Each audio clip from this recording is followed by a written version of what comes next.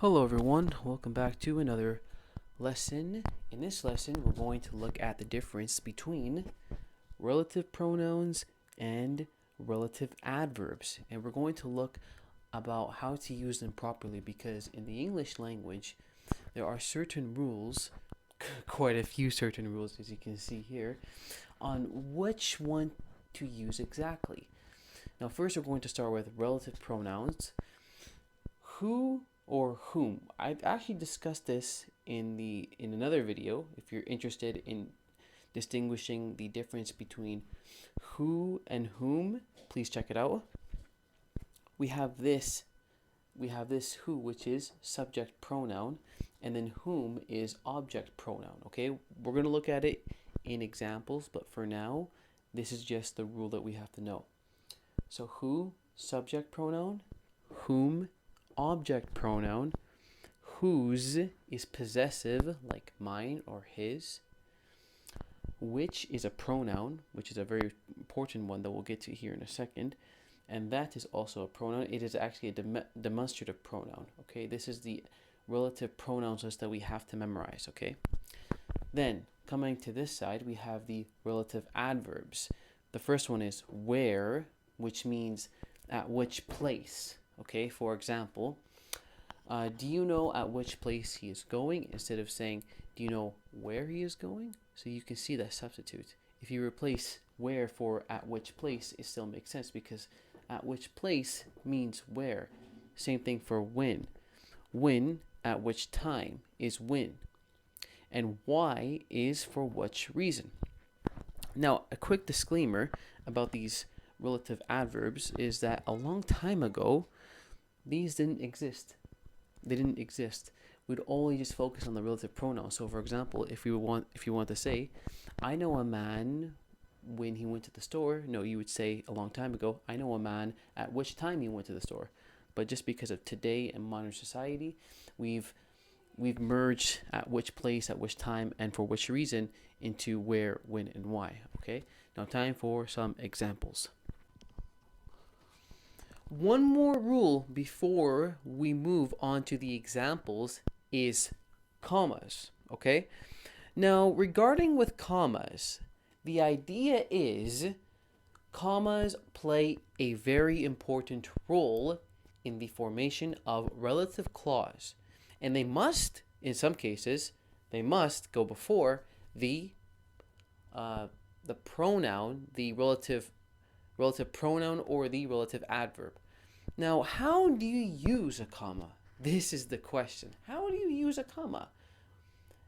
You use it in the case of non-defining. And what does non-defining mean? It means there is only one. You see, when there is only one, do you define it? No. For example, God. There is only one God. This is the most iconic and clear example I can present to you. Firstly, are there more than one? Are there many gods? No. There is only one God. Do I define how many gods there are? No. Why? Because it's non-defining. Non-defining means there is only one. Okay, that's the rule in English. There is only one. First one is God. Okay. The second one is your mother. Is your mother. You don't have to define how many mothers you have. Why? Because there is only one. You have one mother. Okay? You have one brain. You don't need to define how many brains you have. I'm talking to you individually. You have one brain. Anything that is one. For example, I have one eraser. I don't have any other eraser in my room. I need to put a comma when describing my eraser. Okay, so that is when you use the comma. You use the comma for things that you do not define, which is there is only one. That is the true usage and proper example of the comma. Okay, and I will here give you some more examples. It is God who creates all beings. It is God, comma, who creates all beings. I put a comma here because, again, one God, okay? However, look at the next example. I didn't put a comma here. It is the men who invent medicine. Now, think about this for a second. Men. You might think, okay, what men are we talking about? Are we talking about all men? No, I'm talking about a very specific group of men. I'm talking about the men who invent medicine. Now, I'm defining that because we have men in general, which is non-defining. It's non-defining, but if we're talking about a certain group that invent medicine, I'm now defining, and I'm now narrowing the group, which means that I'm defining. Okay, so I do not put a comma here, because if I put a comma here, that means I'm talking about all men. And of course, not all men invent medicine. Here I have some more examples with whom. I am whom he thinks that he is. I am whom. Okay, I put a comma here because how many yous are there? There are only one. You. And that is, in this example, I. I am whom. I am whom he thinks that he is. Actually, to be honest, this should be who. Pardon me. This should be who, because it is not I am him. It is I am he. Okay? So I am he who he thinks he is. So I am who he thinks that he is. Okay? Okay, sorry about that. The last example, I put commas here because how many yous are there? One. But in this other example of whom, I made it defining.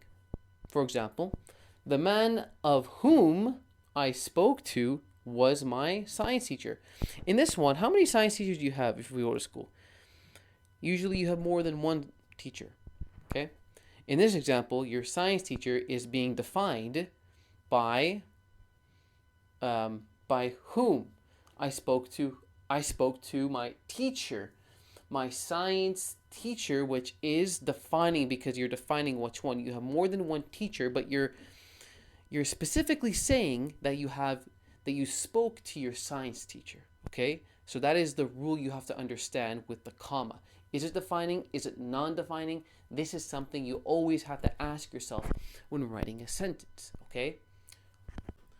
Also, another fact to consider is the demonstrative pronoun that and which. Okay, these two pronouns need to be considered very closely. Why? Because there are some extra rules regarding them. Firstly, that is only for defining clauses. It is not for any type of clause that you wish to use. For example, I know a person that can help you. That is defining that person. It's defining the person because you're describing, because you're not defining which person. You're saying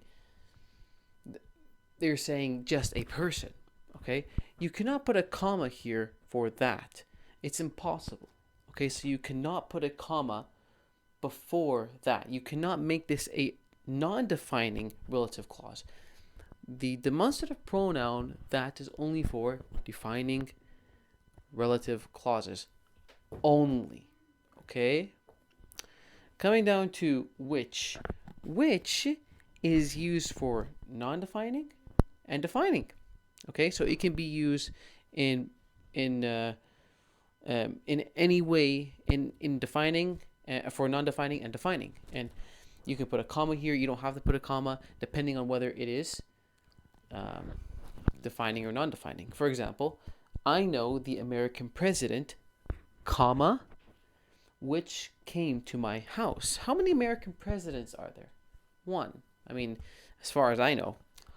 So you can see in this example, there's only one American president. We don't need to define, for example, which person. Okay? So this is the rule.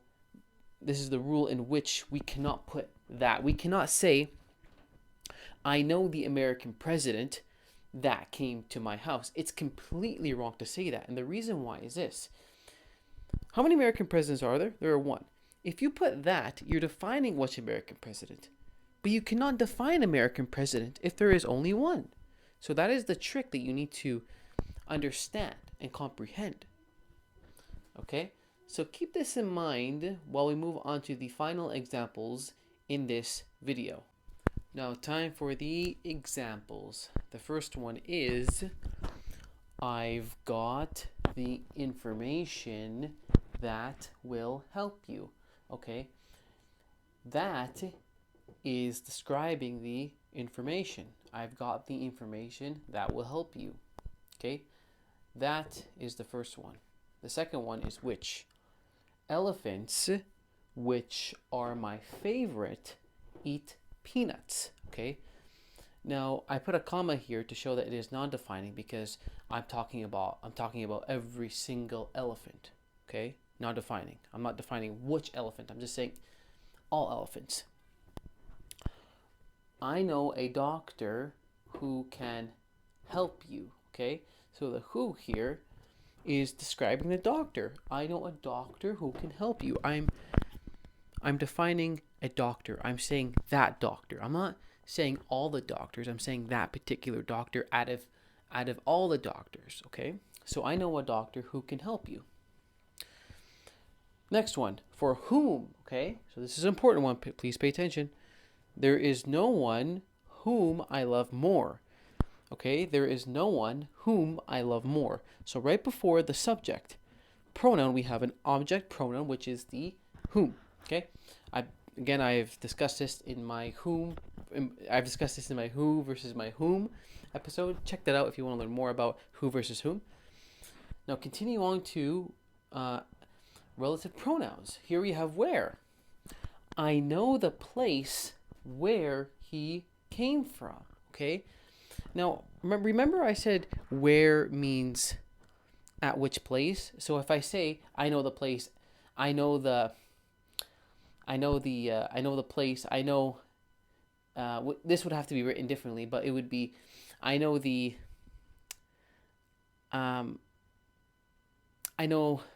at which place he came from. It would have to be written differently, but this is just a different sentence. Don't worry about it. I know the place where he came from. Okay. Coming down here, we have, do you know when he will come? Okay. Do you know when he will come? Okay. And then the last one here is, oh no, sorry, not the last one, the second last one, pardon me. Do you know why he is coming? Do you know why he is coming? Okay, do you know for which reason that he is coming? It'll be written like that. Don't worry about it.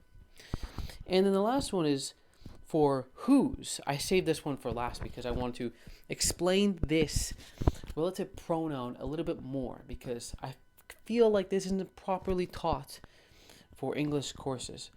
I do not care whose children decide to come. Whose is the same as my, his, your, their. It's a possessive pronoun, but it is a relative pronoun that is possessive. Okay, so keep that in mind. Okay, absorb what I just said.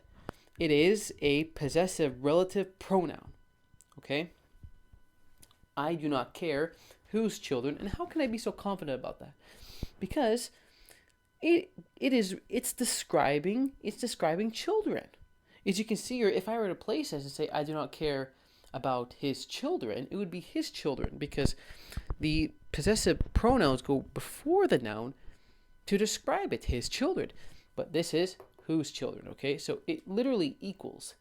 It equals, okay? I do not care whose children decide to come. Okay, everyone. Thank you for watching.